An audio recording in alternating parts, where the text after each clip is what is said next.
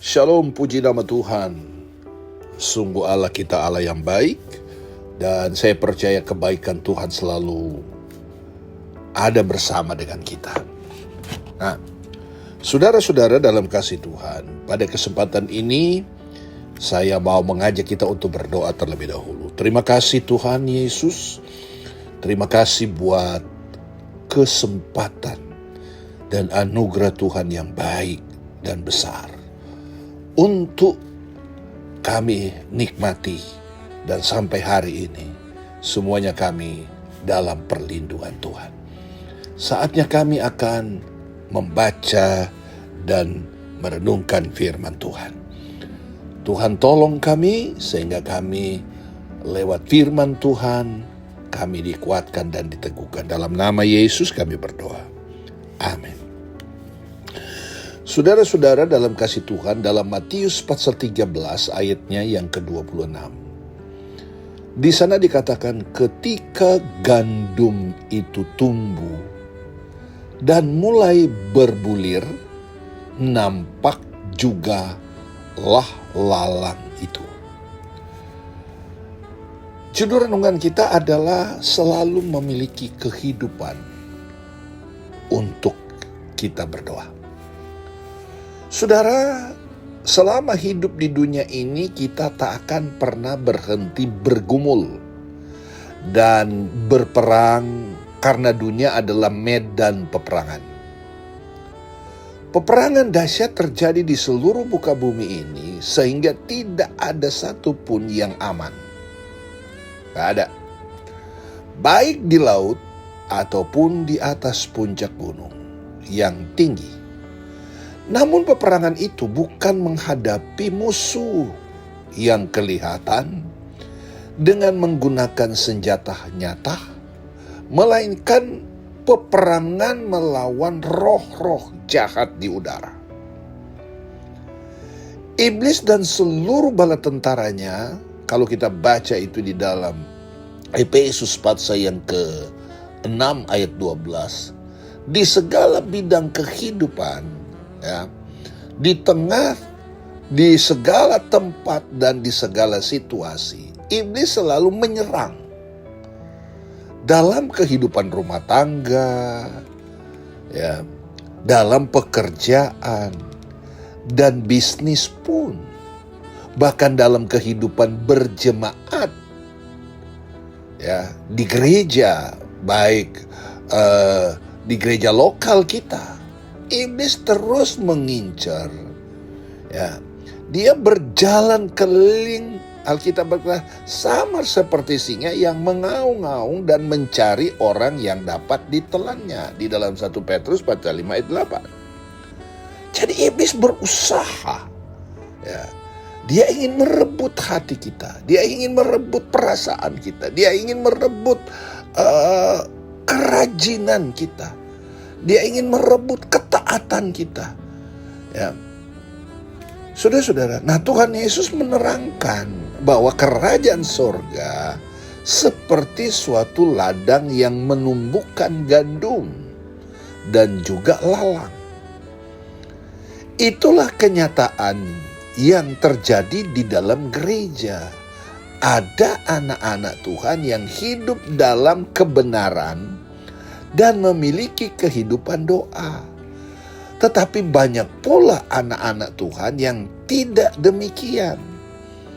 Ya, pada saat Tuhan akan membuat pembedaan di antara keduanya, orang-orang benar dan orang fasik, antara orang yang beribadah kepada Allah dan orang yang tidak beribadah kepadanya, di dalam Maleakhi 3 ayat 18. Jadi ketika menghadapi peperangan berat sekalipun, orang benar akan tampil sebagai pemenang, sebab mereka memiliki senjata ampuh menangkis serangan iblis. Yaitu apa, saudara? Doa. Nah, kalau kita tahu sebagai anak Tuhan bahwa doa adalah senjata untuk melawan segala kuasa kegelapan, kekuatan iblis, kekuatan roh jahat. Kenapa tidak kita pergunakan itu? Kenapa kita abaikan itu? Kalau firman Allah berkata bahwa doa adalah mampu menangkis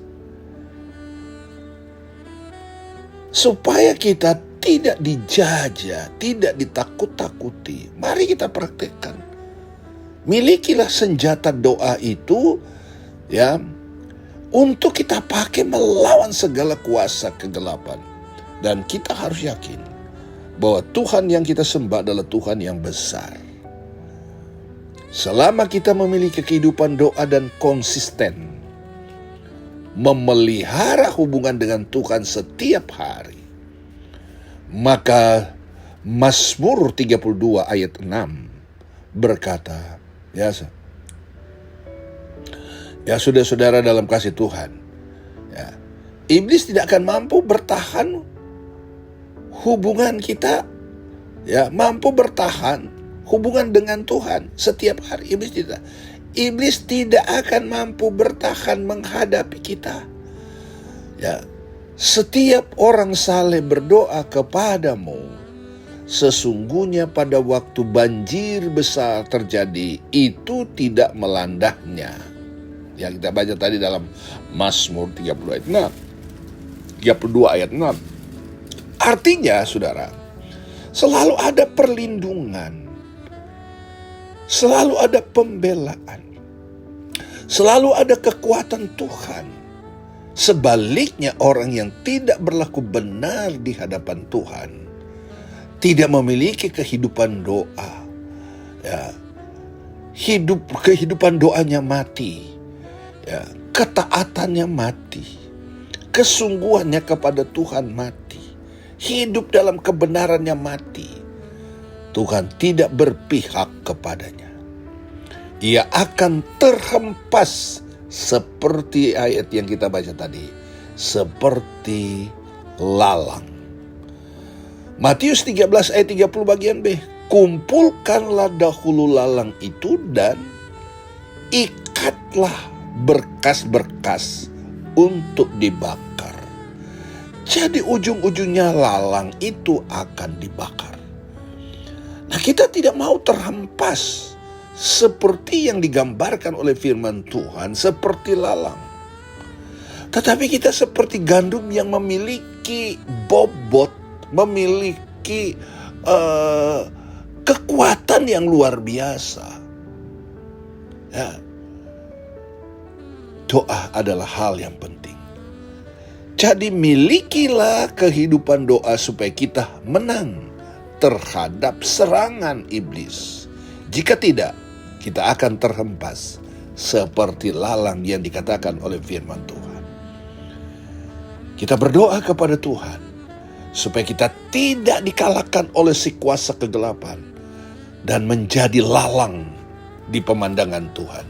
Tapi kita menjadi gandum-gandum, memiliki bobot yang sangat berarti di hadapan Tuhan.